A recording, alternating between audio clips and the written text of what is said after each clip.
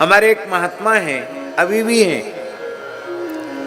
अब तो शतायुष्य के निकट पहुंच रहे हैं। कुमायूं मंडल में रानी खेत के निकट उनके गुरु महाराज ने उनको आदेश दिया कि तुम भजन करो। इसी प्रयाग क्षेत्र में, फाफा मऊ क्षेत्र में श्री दूधाधारी जी महाराज करके सिद्ध पुरुष थे, रामानंद संप्रदाय के महान सिद्ध संत थे दूधाधारी जी महाराज। जीवन पर्यंत वेद लक्षणा गायों का दुग्ध पी करके ही वे रहे, अन्य आहार उन्होंने ग्रहण नहीं किया। घोड़ी पर चलते थे, बड़े ब्रह्मण्य थे और बड़े गोभक्त थे और परम विरक्त थे।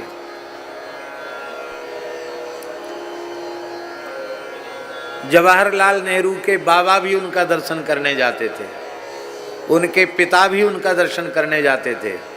और प्रामाणिक लोगों से सुना हुआ है कि जब नेहरू प्रधानमंत्री देश के बने तो उन्होंने भी इच्छा व्यक्त की कि मैं दूधाधारी बाबा का दर्शन करूं। तो खबर भेजी कि मैं दर्शन करने आ रहा हूं, आप दर्शन की अनुमति प्रदान करें।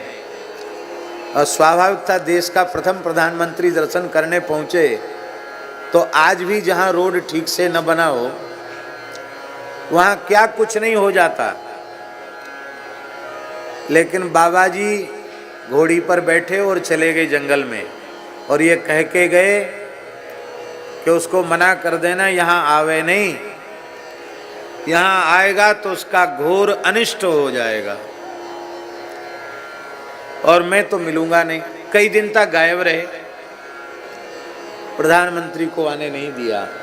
हम लोग बड़े कोई लोग आवे तो पलक पावड़े बिछा के खड़े होते हैं, ऐसा उनका वैराग्य था। उन्होंने अपने जीवन में एक ही विरक्त शिष्य बनाया, रानी खेत वाले पूज्य प्रेमदास जी मौनी जी को। उनका भी शरीर पर्वतीय विप्रकुल का शरीर था, और जब दूधाधारी जी के संबंध में सुना तो उनके शिष्य बनने वे आए। 6 महीने तक तो बाबा जी ने घुसने नहीं दिए, डंडा लेकर दौड़ाया, गाली और देते थे ऊपर से। अंत में इन्होंने अनशन व्रत कर लिया, स्थान के बाहर अन्न त्याग कर पड़ गए। बोले ये ब्राह्मण बालक पक्का वैराग्यवान है, परीक्षा में पक्का निकला। नाई को बुला के भद्र करा के विरक्त वेश दिया, और वेश दे के कहा हम दूसरा रखते नहीं, जंगल में शेर अकेला ही रहता है, हम किसी को पास नहीं रखते हैं, भाग जा, चला जा। महाराज मैं तो कुछ जानता नहीं, कहाँ जाऊं? तो उन्होंने कहा तुम्हें भजन में सिद्धि होगी, रानी खेत क्षेत्र में अमुक जगह जाओ, वहाँ झूला देवी हैं, वहाँ झूला देवी के पास बैठकर भजन कर। वहाँ भजन किया तो लोगों ने उपद्रव शुरू किया। पंडा पुजारियों को लगा कि ये बाबा कहीं कब्जा न कर ले। दुखी हो गए, बोले महाराज वहाँ तो रहना मुश्किल है। अरे बोले झूला देवी का मतलब मंदिर में थोड़े ही, वो जंगल सब भगवती पार्वती जगदम्बा का, वहाँ शंकर जी ने पार्वती जी को झूला झूलाया था, इसलिए वो झूला देवी है। तो वहाँ जाकर कहीं भी कोई जगह मिल जाए, कंदरा मिल जाए, वहीं बैठकर भजन करो। एक गुफा में बैठकर वे भजन करने लगे। और पांडे जी वो पूरा फौजी क्षेत्र है, सैनिक क्षेत्र, और महाराज एक लाठी डंडा भी अपने पास नहीं रखते थे। और बबर शेर आकर के महाराज के पीछे बैठ जाता था, ऐसे जैसे मानो उस शेर के मन में ये भाव आ गया हो कि बाबा को एक आसन से बैठे बैठे बहुत घंटों बीत गया है, इनके कमर में थोड़ा सा तकिया लग जाए तो विश्राम मिल जाएगा। तो तकिया बनकर बबर शेर उनके बैठ जाता था। और जब फौज के ब्रिगेडियर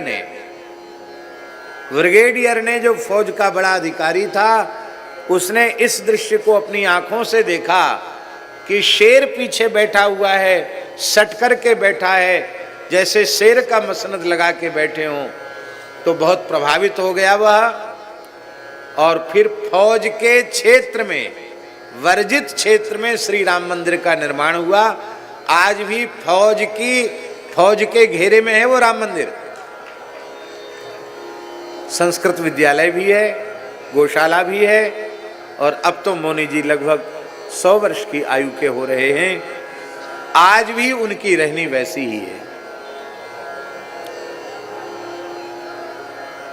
और उनके आश्रम के चारों ओर आज भी हिंसक जीवों का भय है, पर वो कहते आश्रम के भीतर शेर आ जाएगा, भालू आ जाएगा, बघेरा आ जाएगा, तो कोई डरना मत। क्यों? आश्रम के भीतर वो किसी प्राणी की हिंसा नहीं करेगा। आश्रम के बाहर की गारंटी हमारी है नहीं। रात बिरात कोई आश्रम के बाहर चला जाए और किसी के साथ कुछ हो जाए तो उसकी गारंटी नहीं, पर आश्रम की परिधि में कोई हिंसक जीव ऐसा नहीं करेगा।